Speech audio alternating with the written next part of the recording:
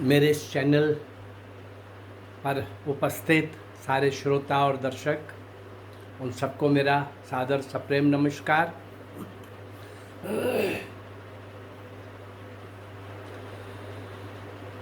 अभी 2-3 दिन पहले से जम्मू कश्मीर से कुछ न्यूज़ खबरें आ रही हैं।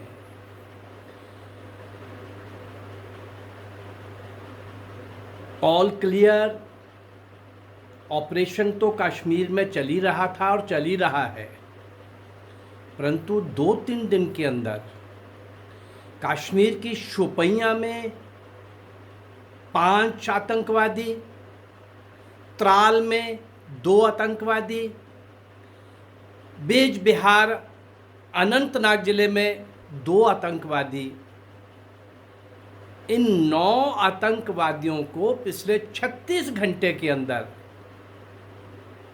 32 हुरों के पास पहुंचा दिया गया है। शोपियां में 2 आतंकवादी जहां ऑपरेशन चल रहा था वहां से निकलकर एक मस्जिद में घुस गए। आर्म्ड फोर्सेस ने, वहाँ की पुलिस ने एक संयुक्त अभियान ऑपरेशन जो चलाया हुआ था, उसके अंदर उनको वार्न किया कि भाई आप सरेंडर कर दो, आपकी जान को बख्श देंगे, आप सरेंडर कर दो। फिर उन 2 में से एक आतंकवादी की मदर को, दूसरे आतंकवादी के भाई को, जो भी उनको मिले वहाँ पर, उनको लाया गया, उस मस्जिद के अंदर भेजा गया ताकि उनको मनाया जा सके आत्मसमर्पण के लिए, परंतु वो भी निराश होकर, हताश होकर बाहर आ गए। मस्जिद बचनी चाहिए, ये कोशिश में 14 घंटे का लंबा ऑपरेशन करना पड़ा। आखिर में मस्जिद को बचाते हुए वो 2 आतंकवादी भी ऊपर चले गए। तो इस टोटल सारे 36 घंटे के अंदर पिछले 2 दिनों में ऐसे 11 टेररिस्ट अलग अलग संस्थाओं के थे, वो सब एक ही हैं, वो अल बदर के हों, वो कोई भी हो, 3, 4, 5 जो लगे हुए हैं वहाँ पर, पाकिस्तान बेस्ड उनके सेंटर्स हैं, वहाँ से उनको सब कुछ आता है। और ये 2-3 दिनों की खबर मुझे लगता था कि ये आप तक पहुँचनी चाहिए। सीमा के ऊपर भारतीय फौज, भारतीय आर्मी ऑलमोस्ट सक्सेसफुली उनको रोकने में काफ़ी हद तक सफल हो गई है, एक्सेप्शंस को छोड़कर, अपवाद को छोड़कर। परंतु कश्मीर के अंदर पहले अंदर से कम थे शायद इन दिनों वो लोग जिनकी अब चल नहीं रही, जो ये कहा करते थे कि अरे ये पत्थर मारने वाले नौजवान ये अपनी आज़ादी की लड़ाई लड़ रहे हैं, ऐसा बोलने वाले, और तिरंगा यहाँ नहीं लहराएगा, यहाँ अगर तिरंगा लहराया जाएगा तो तिरंगे को कंधा देने वाला कोई नहीं बचेगा, ऐसा वो बहुत दूर की है फेंकने वाली मुफ्ती। और ये 3 पीढ़ियों से राज कर रहे शेख अब्दुल्ला, फारूक अब्दुल्ला, उमर अब्दुल्ला, अब ये बाप बेटे को कोरोना भी हो गया हुआ है। खैर, भारतीय सभ्यता हमारी ये है कि हम अपने दुश्मन के लिए भी उसके अच्छे स्वास्थ्य की हम प्रभु से प्रार्थना करते हैं। मेरा ये कहना है कि दुश्मन के लिए तो अच्छे स्वास्थ्य की प्रार्थना करना ठीक है, ये हमारी संस्कृति है, परंतु गद्दारी बहुत बड़ा पाप है।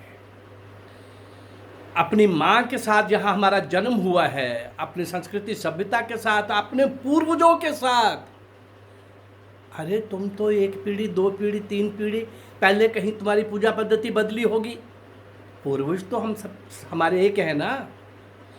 हम उस परंपरा के साथ, उस संस्कृति सभ्यता के साथ, उन आस्थाओं के साथ, उन मान्यताओं के साथ, उन सारे श्रद्धा केंद्रों को ध्वस्त करते हुए हम कुछ भी कर रहे हैं अपने स्वार्थ के लिए। अरे कभी तो ऐसे लोगों का अंत होना ही था, हो रहा है, बचे हुओं का और हो जाएगा। आज वहां पर जम्मू कश्मीर में हर पंचायत में तिरंगा लहराया जा रहा है, तिरंगा झंडा लहर रहा है।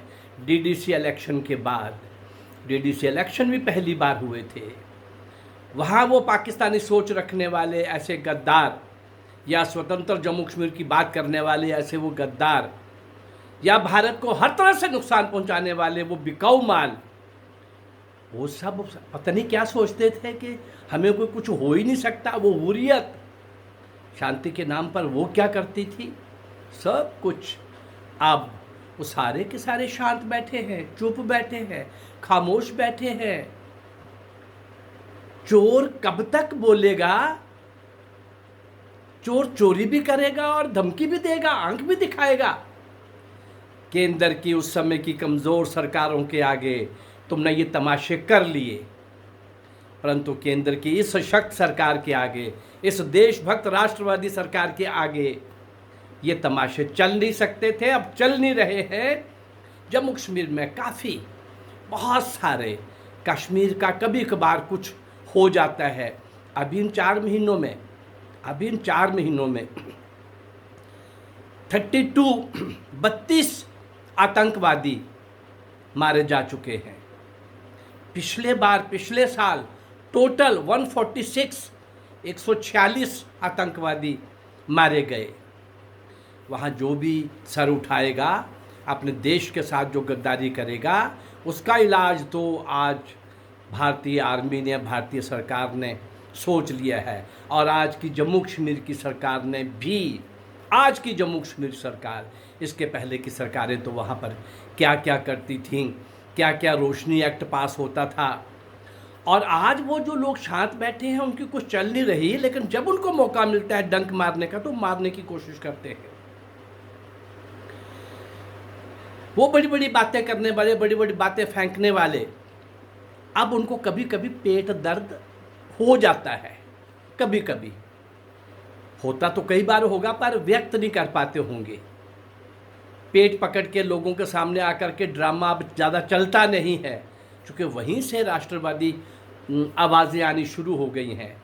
इन ड्रामेबाजों का, इन गद्दारों का, इन्होंने जो अपने देश को और अपने प्रदेश को लूटा है, प्रदेश को भी लूटा है इन्होंने। कश्मीर के नाम पर और जम्मू कश्मीर के नाम पर जो कुछ लिया, लद्दाख कुछ नहीं दिया, जम्मू में कुछ नहीं दिया, कश्मीर को भी कुछ नहीं दिया। केवल कुछ लोग अपना घर भरते रहे।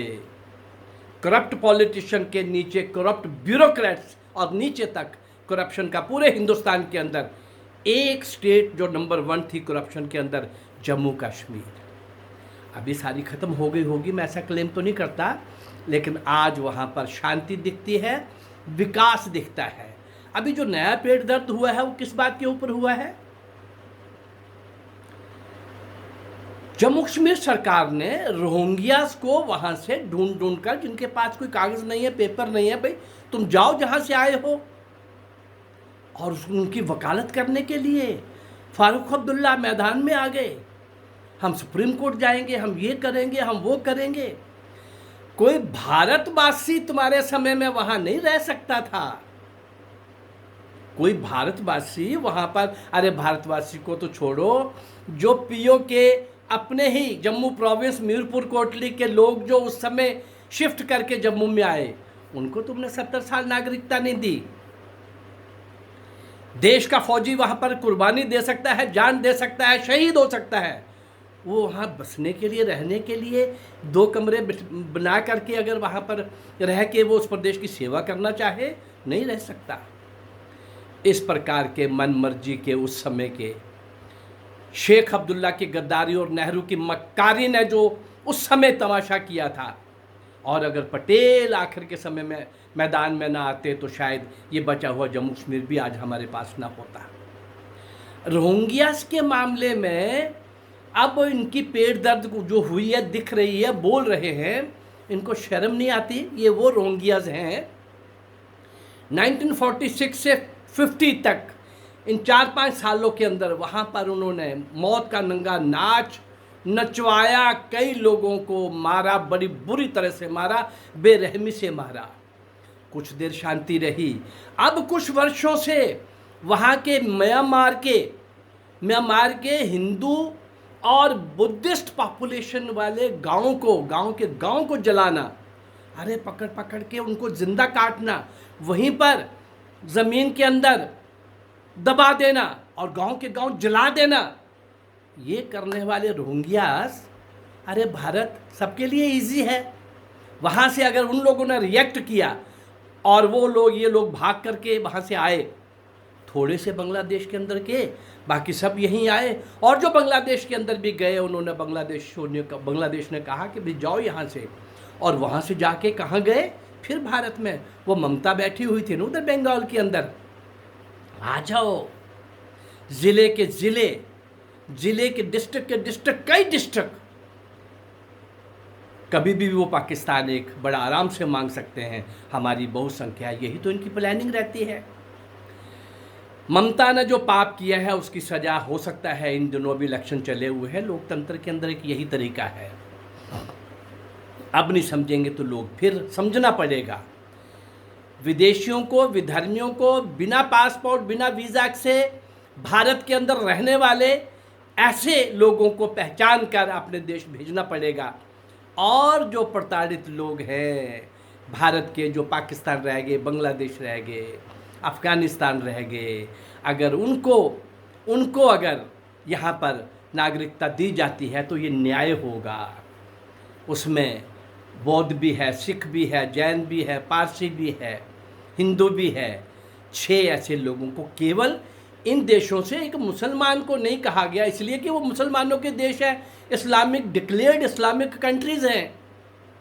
उस पर भी जो बवाल हुआ, शाहीन बाग देख लिया आपने, उस पर भी जो बवाल हुआ, ये सारे नेता क्या क्या बोल रहे थे। आज के तथाकथित लोग जो सेकुलरिस्ट नेता हैं उनको नहीं दिखता 13वीं शताब्दी से पहले एक भी मुसलमान कश्मीर के अंदर नहीं था।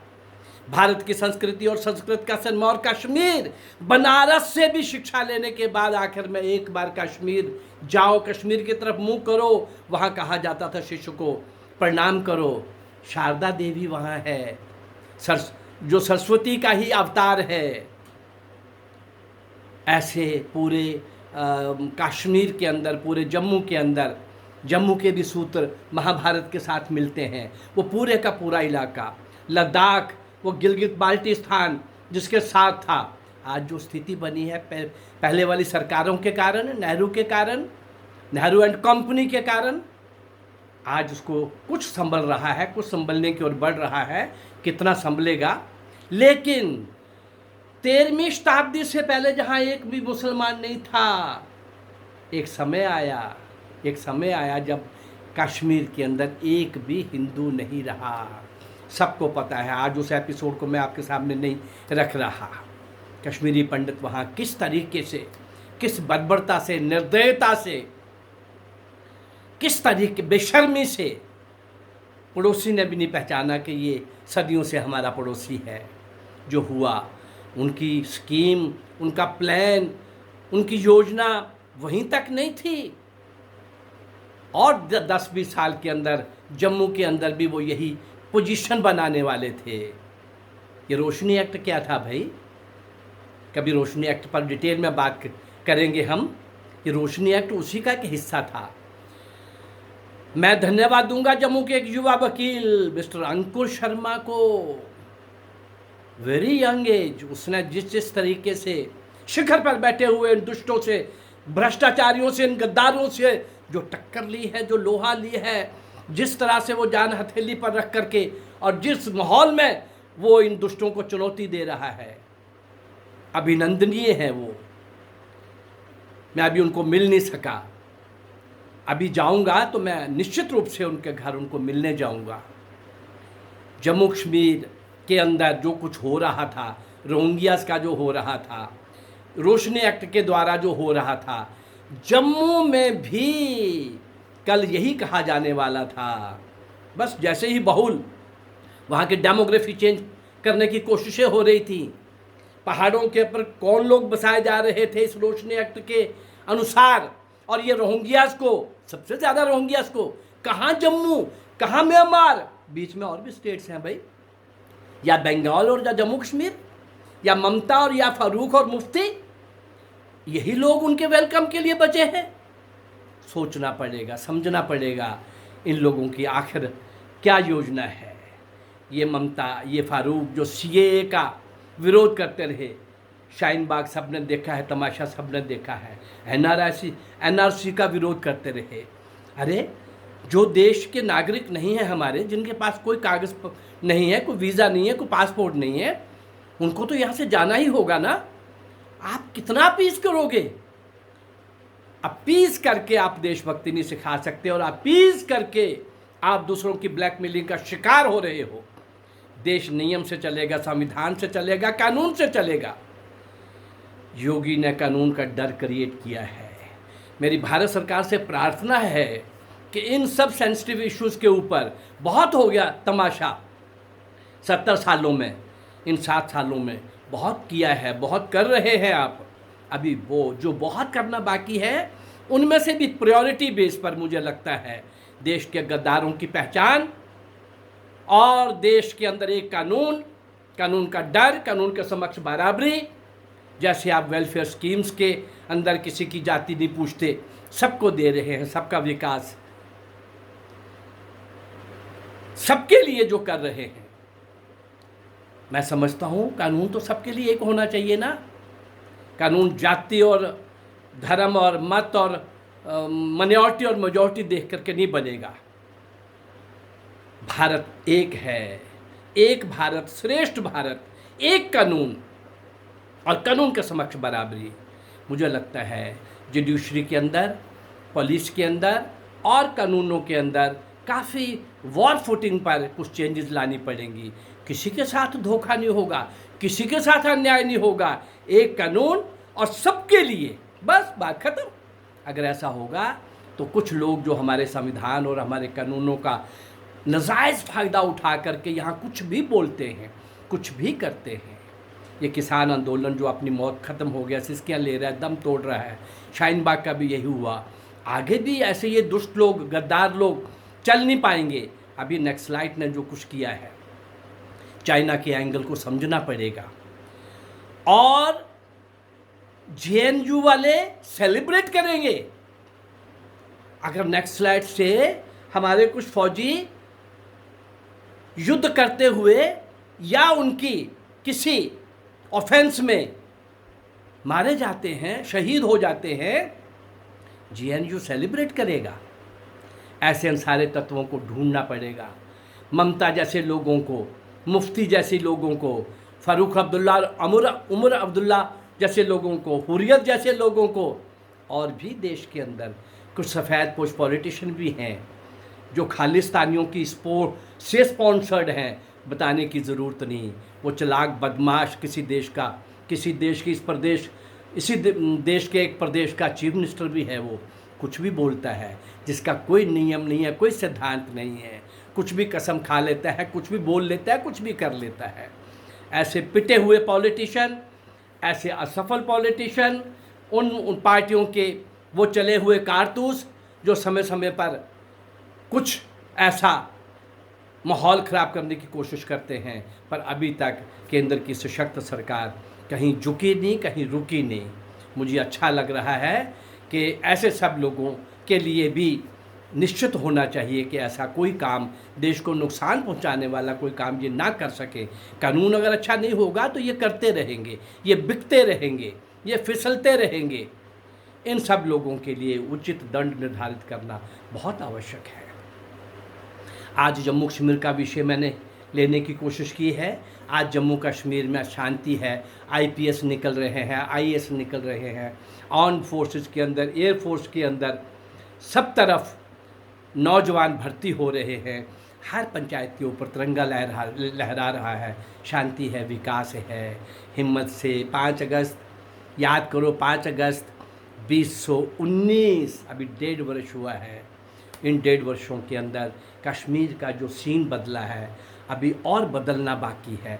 उस दिशा में ये देश चला हुआ है। देश की सशक्त सरकार, वहाँ के पहले वाले गवर्नर भी कमाल के थे, आज जो वहाँ गवर्नर गए हैं, लेफ्टिनेंट गवर्नर जो गए हैं, वो भी बहुत अच्छे तरीके से काम कर रहे हैं।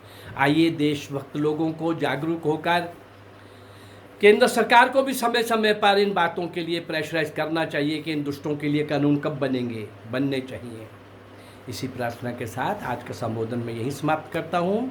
मेरा अगर ये आपको प्रयास अच्छा लग रहा है तो मेरे इस चैनल को आप लाइक करिए, सब्सक्राइब करिए और शेयर करिए। धन्यवाद। जय भारत। नमस्कार।